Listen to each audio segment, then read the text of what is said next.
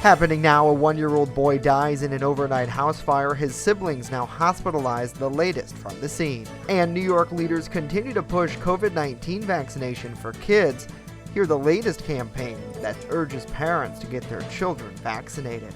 Plus, harvesting ice wine, hear how the frigid cold temperatures this week are helping regional wineries do just that. Live and on demand, this is WNY News Now.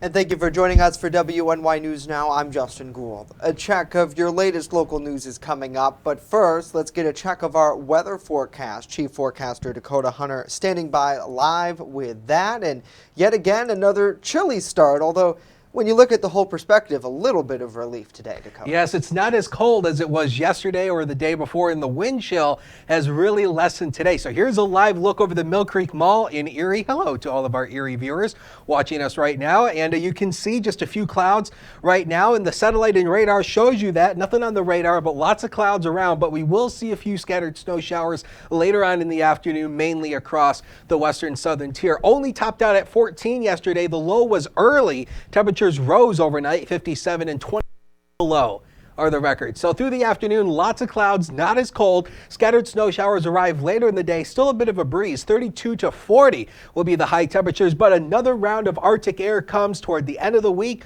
We'll talk about what we know along with that Ultimate Satellite Solution 7-day forecast later on in the show. Justin. This is WNY News Now with live breaking news. A 1-year-old boy died during an overnight fire in Chautauqua County. The Chautauqua County Sheriff's Office says flames broke out just after 1 a.m. when the Sherman Fire Department, along with several other area crews, responded to 157 West Main Street for a working structure fire there in the village of Sherman. Deputies report a woman and her 4 children were able to escape the residence, but a 1-year-old boy did not and died in the blaze. 2 of the children who escaped suffered burns as a result of the fire. They have since been taken to regional medical centers for treatment. The fire is now under investigation and more details are expected to be released later today. As a result of the blaze, the home had to be demolished. A GoFundMe fundraiser is now set up to help the family with immediate needs after losing their home. We have a link to that with more posted online at WNYNewsNow.com.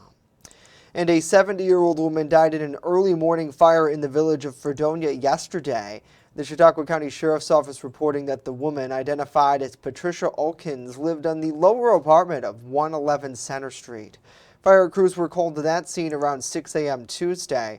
The occupants of the upper apartment were able to escape the flames. Another person living downstairs also got out, only suffering minor injuries. Crews battled bitter cold while fighting the flames there, with issues getting to fire hydrants because of the frigid temps.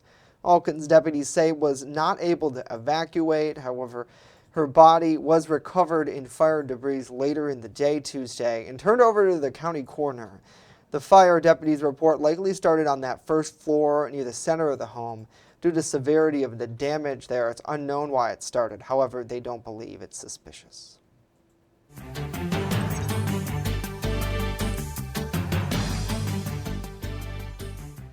Over 1,800 new COVID-19 infections were reported in Chautauqua County last week. The health department announced the news today in their COVID-19 update.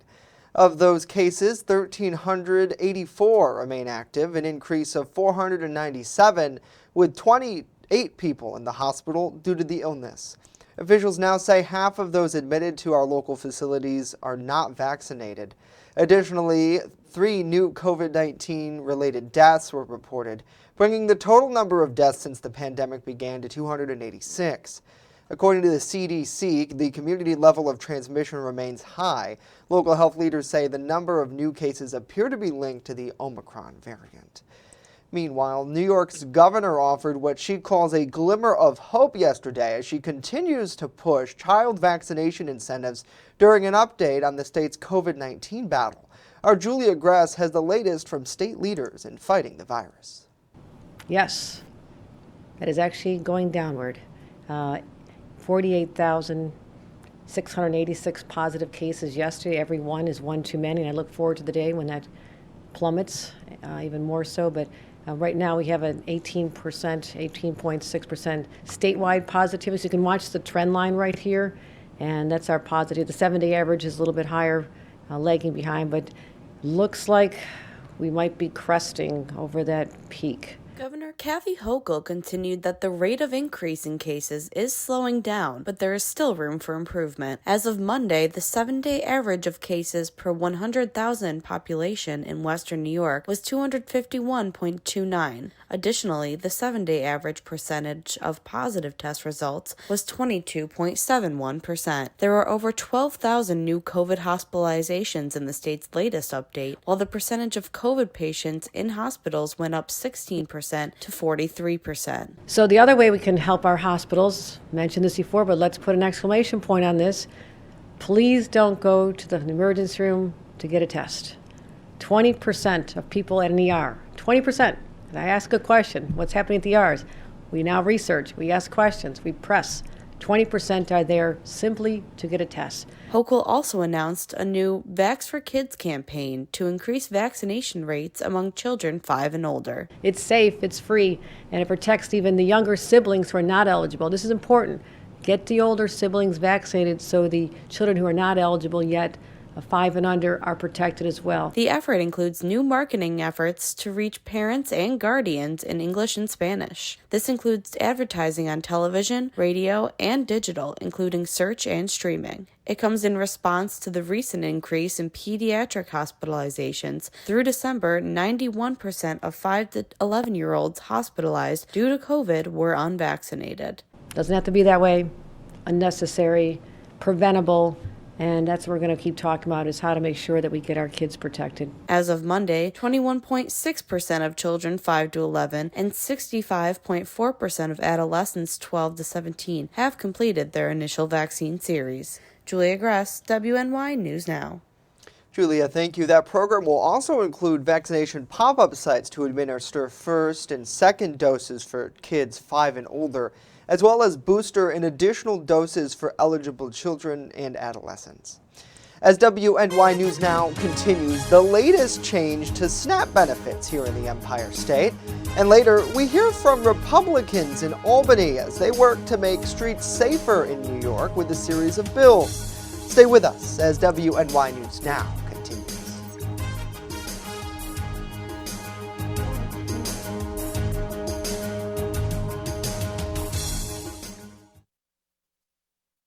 With coverage that matters. This is WNY News Now. EagleZip.com is your local one-stop shop for all of your home and business computer needs. Located on Fluvanna Avenue Extension, just outside of Jamestown, EagleZip.com sells and services all brands of desktops and laptops, as well as servers and network equipment for your business. All new computer sales include transferring your data from your old computer plus a 2-year warranty. Call EagleZip.com today. Stop by EagleZip.com today and let us make computers easy for you. Home fires occur most often in winter. Keep anything that can catch fire at least 3 feet from heating equipment. And never use an oven to heat your home. Stay in the kitchen when frying, grilling, or broiling food. Turn space heaters off when you leave the room or go to bed. Make sure all vents are clear of snow and ice to allow carbon monoxide to vent outside. Have your furnace, heating system, and chimneys serviced each year by a qualified professional. Learn more at www.usfa.fema.gov. Brought to you by the Chautauqua Safety Village and the Jamestown Fire Department. Welcome to Honest John's Pizzeria, where you are the most important customer. Everything from freshly made subs to the best of pizza and wings, Honest John's has it all. And don't forget the ice cream! Order online today or check out our 2 great locations with buffets ready for every appetite. Don't I have the best job in the world?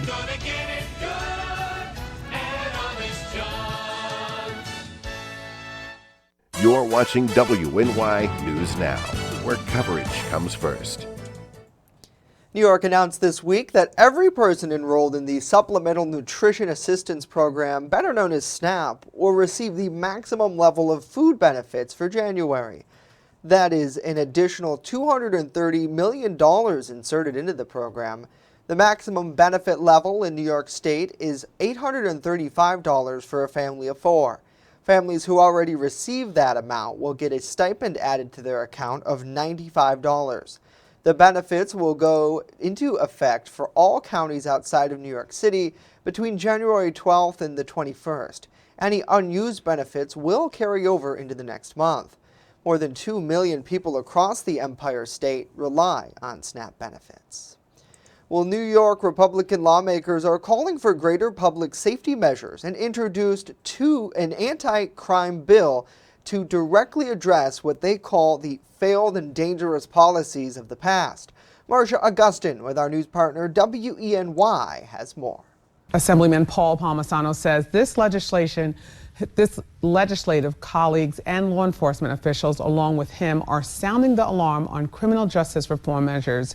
They introduced their Restore Order package, which they say is crucial to curbing violence. Many times, dangerous individuals are given more of a priority or are more looked out for than crime victims and their families, law enforcement, and at the expense of public safety. And that's what we were trying to focus. We were trying to put on with the press conference today. Republican representatives from across the state are sounding off the alarm in Albany about the state criminal justice reform measures. Assemblyman Palmisano says violent offenders are being put back in our streets where they are often reoffending. He says many citizens no longer feel safe in their communities. So him and his colleagues held a press conference to have new legislation put in place. And we're seeing a really high rate of people reoffend, dangerous individuals being put back on the street. And so we have a whole host of proposals that we put in place or are offering to help make our communities safer. And they want to offer a number of possible solutions that could be helpful. At the top of that list is restoring judicial discretion back to our judges, because right now they're prohibited from taking into account the dangerousness of the individual and the impact they could have to the safety of a local community. The leader of the Republican conference presented these statistics. Just recently, New York City released a report on their supervised release program. Granted, this is not a state program, but it's based on similar to bail reform that we see in this state. 28% of those individuals who were freed were rearrested on felony charges. Senator Palmisano added he's not saying there shouldn't have been changes to bail reform. However, he believes the DAs and the law enforcement should be involved in these discussions. Next steps, he says, in order to push this bill forward, they need Governor Hochul to act on it. All right, Marcia, thank you.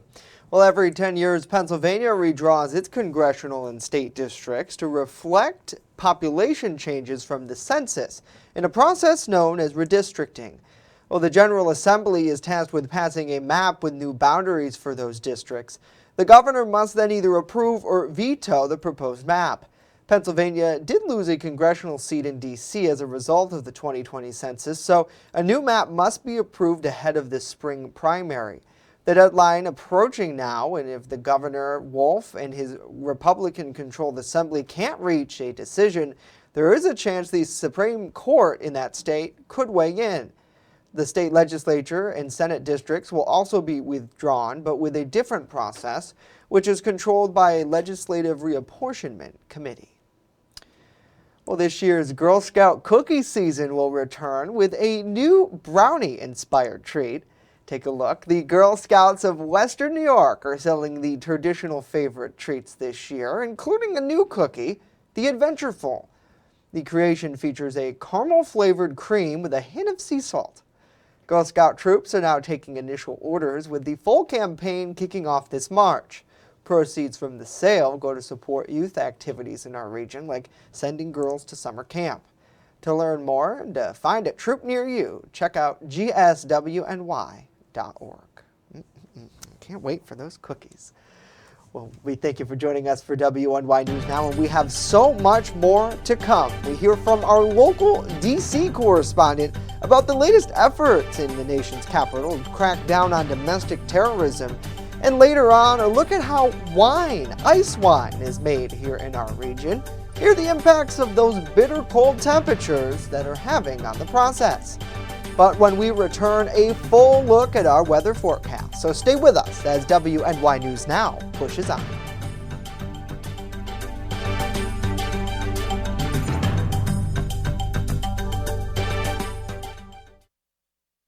You're watching WNY News Now, your source for breaking news.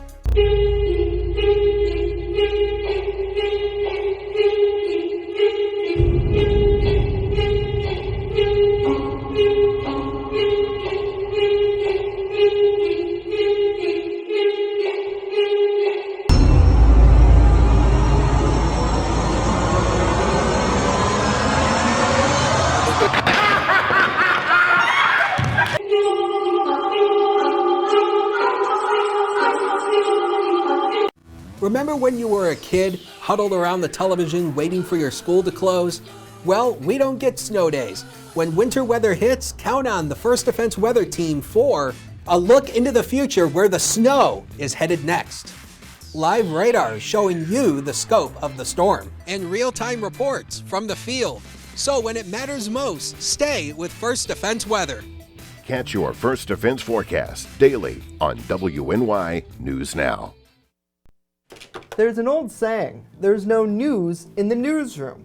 Well, it's true. The time I spend at the anchor desk is just part of my day. Most of our time is spent gathering stories in the community, stories that matter to you.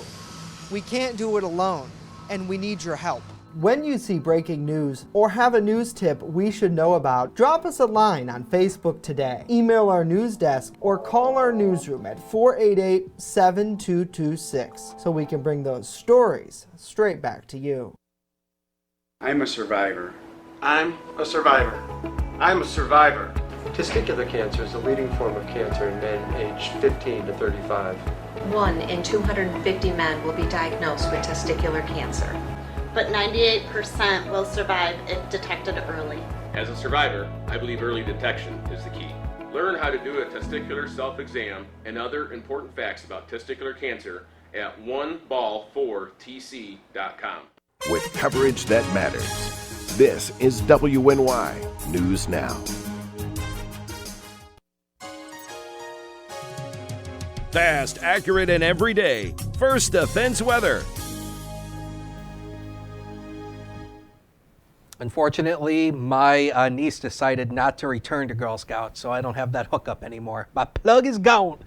Let's take a look at some of the weather eye pictures that came in last night. This was at the Chautauqua Mall, and Cassandra sending this in. You can see the sunset trying to peek through those clouds. And how about in Lakewood? We were able to get even some color out there. Becky sending this in on the First Defense Weather page as well. So if you have any pictures or video of the weather, Hunters WX on Twitter, the First Defense Weather page on Facebook, and always use that hashtag MyLocalWX. All right, let's have a little fireside to talk about winter weather forecasting for a second, because in the age of social media, these things spread like wildfire, and it's something to kind of keep in mind. So this is how the winter weather process works when it comes to forecasting winter weather. And so we start looking at these patterns about 7 to 10 days out. We start seeing them on the computer models. It's called pattern recognition.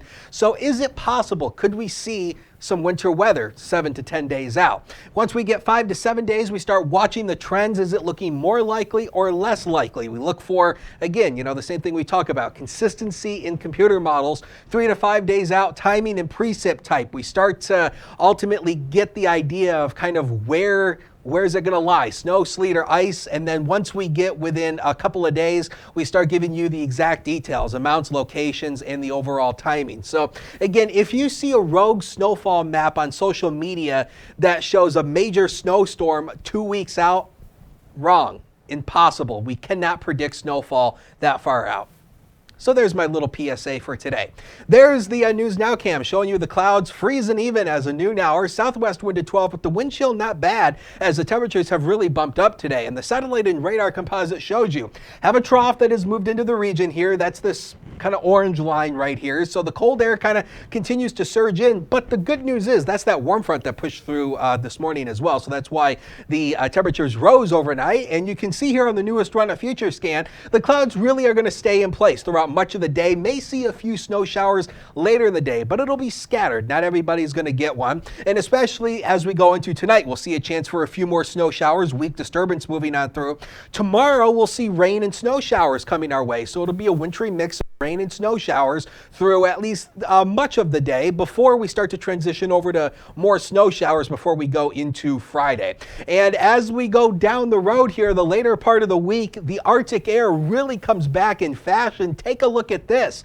We go from 35 today down to 10 on Saturday. Yikes. Next 7 days of your life are coming up, powered by Ultimate Satellite Solutions. And again, there you see the rain and snow shower chance tomorrow. A few more flakes on Friday. There's the cold air. We start Sunday morning. Zero. Some spots will likely go below zero for air temperatures, and it turns windy as well, so we have to watch those wind chill numbers. But it does rebound as we go into early next week, but we stay, Justin, below average. Yes, certainly. Good news in the weather department. Dakota, thank you. This is WNY News Now with live breaking news. And we have some breaking news at the moment. The Chautauqua County Sheriff's Office now releasing additional details in regards to the fatal fire in Sherman this morning at 157 West Main Street. Deputies saying that an adult female and her 5 kids were home at the time. As we reported earlier, she was able to escape. Them now saying she was able to get out the first floor with her son, 2 twins, ages 4. 3 other children, a 12-year-old, an 8-year-old, and a 1-year-old, were in a second-floor bedroom. The stairway there wasn't accessible due to the fire. Deputies saying that the 12-year-old and 8-year-old had to jump from a second-story window in order to exit that home, which has now since been demolished. They say that the 1-year-old child, now identified as Watson Taylor, did not make it out and died as a result of the fire. The 12-year-old and 8-year-old were taken to Hammett Medical Center in Erie for treatment of their burns. Mom and the twins were luckily not injured. Investigators say at this point it looks like an electrical issue with an electrical wire feeding into the residence sparked that blaze. Of course, more investigation continuing. We have a GoFundMe now on how you can help the family at WNYNewsNow.com. Well, President Joe Biden visited Atlanta on Tuesday to deliver a major speech on voting rights. It was all in an effort to turn up the heat on senators who are reluctant to pass voting rights bills. The legislation is being opposed by nearly all Republicans on Capitol Hill. It comes amid pressure by advocates calling on Biden to spell out a cleaner pathway for their voting rights bill.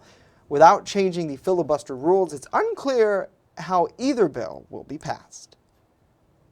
We call on Congress to get done what history will judge. Pass the Freedom to Vote Act. Pass it now, which will prevent voter suppression. The Senate is expected to take up voting rights in the coming days. Well, the Department of Justice is creating a new domestic terrorism unit after they say threats have dramatically increased since 2020. The DOJ and FBI telling senators in a committee hearing that the new unit would help how they prosecute and investigate current domestic terrorism cases. Our Washington, D.C. correspondent Rachel Knapp reports on lawmakers hearing from those in the DOJ. The threat posed by domestic terrorism is on the rise. The Department of Justice and the FBI told U.S. senators the number of domestic terrorism investigations has doubled since March 2020. The DOJ says the intelligence community believes there's an elevated threat with domestic violent extremists who will commit crimes to further their political or social goals. Domestic violent extremists are often motivated by a mix of ideologies and personal grievances. We've seen a growing threat from those who are motivated by racial animus, as well as those who ascribe to extremist, anti-government, and anti-authority ideologies. And now, the DOJ created a new domestic terrorism unit to combat these threats, helping to ensure that these cases are handled properly and effectively coordinated across the Department of Justice and across the country. This hearing follows the anniversary of the January 6th attack on the Capitol. Many Democrats describe that day as right-wing domestic terrorism, and the committee's Democratic chair even opened this hearing with video footage from the riot. When a mob of armed rioters use force in an attempt to overthrow the United States government, that is domestic terrorism.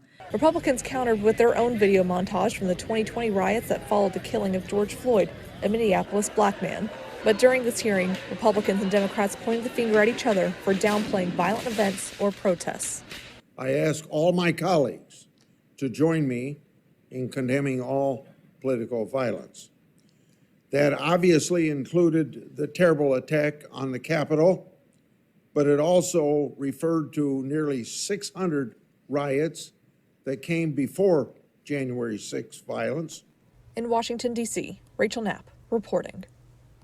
Rachel, thank you. Staying in D.C. now, former Senator Harry Reid will lie in state at the U.S. Capitol as colleagues and friends pay tribute to the political figure today. The hard-scrambled Democrat rose from poverty in a dusty Nevada mining town to the most powerful position in the U.S. Senate. Reid will be honored in the Capitol Rotunda during a ceremony which is closed to the public. He died last month at 82 after a four-year battle with pediatric cancer. The longest-serving Nevada-man in Congress and the Senate Majority Leader alongside two presidents, Reid helmed a chamber during one of its most consequential legislative sessions, securing the recovery bill and the Great Recession relief. He also worked alongside President Barack Obama for health care measures. During a funeral service last weekend in Las Vegas, those in attendance recalled one of his best-known traits, abruptly hanging up with people, even presidents, rather than having a lengthy goodbye. Certainly a man of few words. Next, the process to harvest ice wine in our region. Hear how the bitter cold temperatures this week is impacting the process. Stay with us.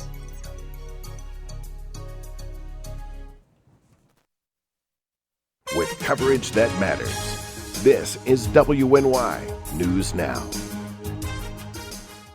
I know what you're thinking. I need a job. I need a new career. Well, I've been there. I've been there. I've been there. I wasn't happy with what I was doing. After high school, I didn't have a plan. I just wanted to start working. I got laid off twice, but you gotta keep going. You just need the right skills. Find an apprenticeship. I found a 2-year IT program. I found a medical course online. I'm now a consultant in the tech space. You have more options than you think. You can do this. You will find something. You will find something new.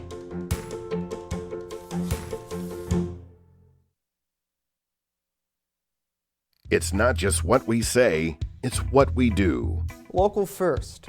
It isn't just our slogan.